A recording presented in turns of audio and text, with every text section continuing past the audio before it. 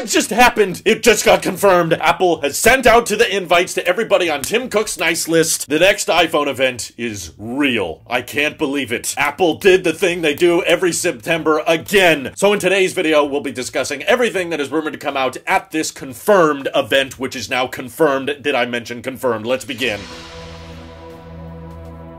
So by far, the most exciting thing coming at this event is not the iPhone 15, no. Of course, this is the event where we get the new Apple Watches. And what's changing with the Apple Watches? Oh, nothing. I guess the processor should be a little faster now. But, you know, I guess now that the iPad is running Final Cut, we should expect Final Cut to come to the Apple Watch too, and that's when those faster processors will really start to pay off. And I genuinely wish there were more leaks or rumors suggesting that the Apple Watch was going to get a more efficient chip, because that would point to the idea that, hey, we'll get some battery boosts for the entire Apple Watch lineup. But no, that's not been rumored, unfortunately. It's mostly just been faster processor, not more efficient, which makes it a lot harder to get excited for. If you couldn't see through the sarcasm, yeah, we had a big Apple Watch year last year, guys. We got the Ultra, we got the new SE2, the Series 8, you know, is great for woman. So of course this year we're gonna get a pretty minor refresh. The Series 9 is rumored to look identical to the Series 8, which looks identical to the Series 7. Maybe a new health sensor, but I expect half of the stage time they give to the Apple Watch. We'll probably be talking about watch bands. Of course, we'll probably get some new color options with the Apple Watch lineup to match up with the iPhone 15 lineup. And I've been saying this since Apple originally launched the Apple Watch Ultra last year. That thing is ripe for some new color choices, right? Like, they pretty much just made one option. It's just titanium gray, and that's it, which meant it was perfectly set up so that they could have more color choices. We've seen Apple do multiple shades of titanium in the past. There's nothing inherently stopping them from doing like a matte black, much darker Apple Watch Ultra. So just throw a new chip in the Apple Watch Ultra, update the color options, and boom, you'll have your Apple Watch Ultra 2, or is it Series 2? I guess that's up to Kevin. He'll have to take a break from the dancing, but yeah, expect a suite of new watch bands to talk about, and that's probably about it. You know, the charge puck isn't going to be changing, so the Apple Watches honestly might be the most boring part of this event. But I'm also hoping alongside that we actually get an update to AirPods. Now, AirPods Pro 2 are frankly not that old in the grand scheme of AirPods. You know, they typically don't refresh those annually, but I do think now would be a good time to introduce a USB-C charging case for AirPods so that everybody who buys AirPods Pro 2 from here on out gets USB-C by default. And hopefully, we've seen Apple do this in the past, they actually let you just buy the charge case separately. Now, that does typically create more e-waste because, sure, you could take your old AirPods, put them in the new charge case, but now what do you do with this old charge case? Maybe Apple could have some kind of recycling program where they give you a discount on the new case, but I haven't seen them do that before, so there's a chance that they'll let you buy the charge case separately, but I wouldn't count on it. But it all ties back to the overarching theme of this event, which is, yes, the iPhone most likely, according to all the leaks and reports and governments around the world that are mandating it, the iPhone 15 is probably making the big switch to USB-C, which in my opinion is the biggest change of the iPhone lineup this year. I know a lot of people are like, it's just a port and I just use MagSafe, it's not really that big a deal. But truthfully, like, there's only been one time in history where Apple has changed the charge port on the iPhone. How many times can we mention a point where Apple has changed something like once in all of these years of releasing iPhones? So to me, that feels kind of rare. You know, we just had the 30 pin to Lightning and that was it. And the iPhone is far bigger and far more popular now than it was back when they switched to Lightning. So to me, this is going to be the talk of the town. This is going to be the biggest shift. And I'm hoping that that means we're getting USB-C accessories across the board. You know, we already got the Siri remote, but I'm also hoping this means, you know, Magic Mouse, Magic Keyboard, AirPods of all sizes can make the switch to USB-C. Hopefully not just AirPods Pro, especially AirPods Max. I feel like that would make them far more interesting if they switch to Type-C, get the lossless audio playback support like the Beats did. There's not much talk of that happening at this event, but I definitely think that if the iPhone is switching to Type-C, it's definitely confirmed that Lightning is going away. Even if they don't necessarily switch everything on the website over to Type-C immediately, it's just going to be a matter of time before, like, everything else makes that eventual switch. But what else is there to talk about? Well, I guess similar to last year, there's still rumored to be 4 iPhone sizes, 2 higher-end iPhones made of titanium this time, and then 2 cheaper iPhones made of aluminum. Both are going to have a 6.1-inch size and a 6.7-inch size, but this year the 15 Pros should be getting thinner bezels, even thinner than the 14 Pro, if that was too chonk for you, I guess. And at least on the 15 Ultra, potentially what it could be called, you know, the biggest, most expensive iPhone, they're rumored to get a periscope lens, so telephoto zooms should be much better. 6x, maybe 10x zoom optically, and then you could keep going digitally. But unfortunately, that should be restricted to just the higher-end iPhone, which might justify why they call it Ultra instead of Pro Max, because they're kind of separating the feature set between these two iPhones. And of course, the next big downside is the rumors for the regular iPhone 15 and 15 Plus is they're still rocking 60 hertz, I'm afraid. And while they have USB-C, they're probably, on the regular iPhones at least, gonna still have the slow USB 2.0 speeds like Lightning has already. But the 15 Pros could get up to Thunderbolt speeds, which I'm hoping they have a feature plan for that of some kind. Like, it would be weird if they just said, there's Thunderbolt on the iPhone now, which is kind of cool. Now, I guess when you move files between your Mac and your iPhone, it's a little bit faster. I mean, sure, some people will appreciate that, but Apple tends to like to brand things and come up with new features alongside new specifications. So I'm hoping they have something with that. Like, they can say, the new iPhone has, you know, share power, so you can plug in one iPhone to another, and it will transfer power to that other iPhone, even if it has Lightning. You just need the Lightning to Type-C cable and everything. Or you can have Apple Dex and let your iPhone run, like, iPadOS-style Stage Manager on a bigger screen. Or perhaps continuity camera works way better if you have Thunderbolt. You can have, like, 4K, 60 FPS ProRes going straight into your Mac, straight into your Final Cut timeline, only if you have Thunderbolt on the iPhone. Something better than just, yeah, the data transfer speeds are a little better. Good luck transferring those files, because honestly, most iPhone people aren't transferring files through the data port anyway, which is why I know a lot of people will be annoyed by USB 2 speeds on the regular iPhone 15s, but most people are just using that port to charge their phone. All the data stuff is typically done over the air or through AirDrop anyway, so not that big a deal for me personally. But the regular iPhone 15s are also rumored to get a 48 megapixel sensor on the back, similar to what the 14 Pros have now, which should mean that even though they don't have a dedicated telephoto lens, they should allow for a 2x, you know, kind of optical zoom, but it's still just a crop in on the 48 megapixel sensor, but still a camera upgrade nonetheless. The Pros are also rumored to get a second 48 megapixel sensor on the ultra-wide lens, which I'm hoping solves the complaints I've had for that ultra-wide lens ever since they introduced it on the iPhone 11, which is that the ultra-wide has always looked way softer and more noisy than the main sensor, which always pushes me away from wanting to use the ultra-wide. This was noticeable on the 11, and I still notice it whenever I check out a 14 Pro. When I reviewed it, it came up still. I was like, yeah,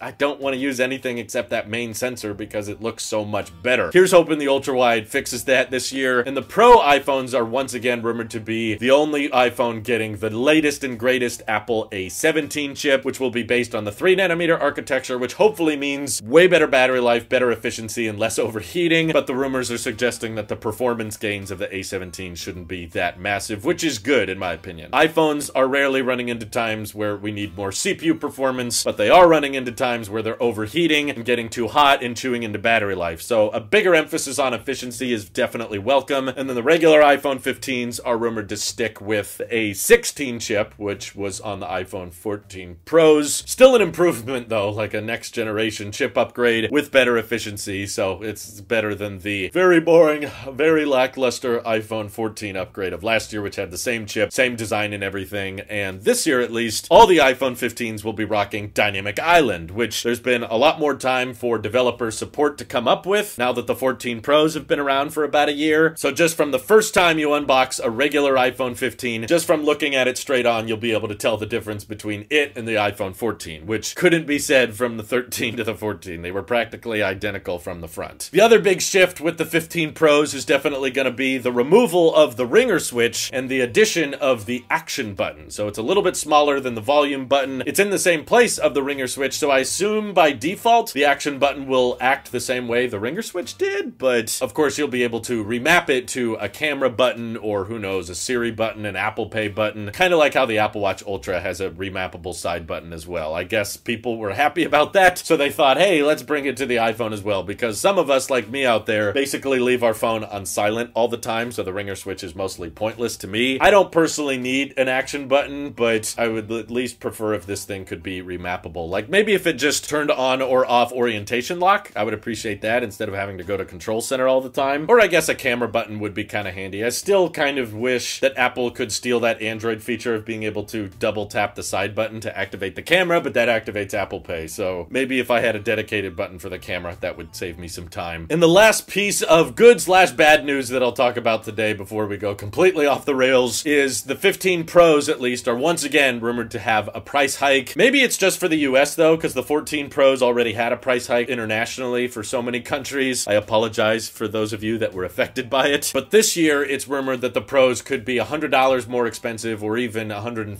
$200 more expensive than last year, but they will compensate us with it by upping the default storage for the Pros to 256 gig, which could be very helpful if they end up packing in some new exciting features with that Thunderbolt port, you know, like if you do want to access Stage Manager on the bigger screen when you plug it into a monitor, then you're going to have to download various versions of that same app. You can't just download the iOS version anymore. You also have to download some iPadOS code for that. So maybe by having more default storage, people can be more comfortable with it, but that won't be applying to the regular 15 and 15 Plus. Those are rumored to start at the same price as the 14 and 14 Plus and have the same starting storage configuration of 128 gigs, which is not ideal at least, but I still feel like it wasn't that long ago everybody was complaining that the iPhones were still shipping with 64 gigs by default. It's not easy to live with 64 gigs, I know. I'm doing it and it's kind of hard, but I can make it work. But I feel like those are the biggest headlining things to expect at this event. Not really much rumors for any Mac talk or iPad talk. That'll probably be saved for either a site refresh or an event in October. But what are you guys most excited for at this event? Of course, I will be live streaming my reaction to it and be doing all kinds of coverage of it over the next few weeks, so stay tuned for more. And thank you to everybody supporting this channel directly. It seriously helps us out a ton, as does just watching these videos. So thanks again. This is your Apple Sheep here, and I will see you all in the next one.